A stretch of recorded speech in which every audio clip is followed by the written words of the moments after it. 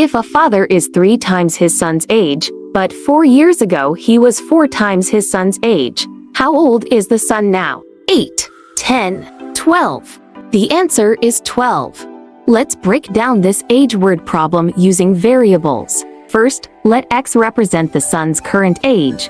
Since the father is 3 times older, his current age is 3x. To represent the son's age 4 years ago, we will be using x minus 4.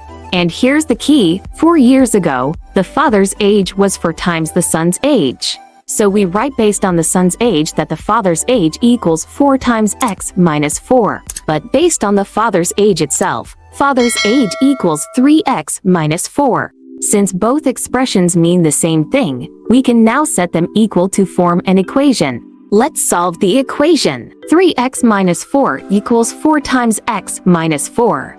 Let's simplify the right side first. 3x minus 4 equals 4x minus 16. Next, move terms to one side. 16 minus 4 equals 4x minus 3x. The answer, x is 12. That is the son's current age.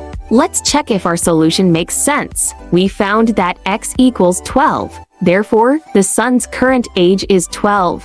The father's current age is 3x equals 3 times 12 equals 36.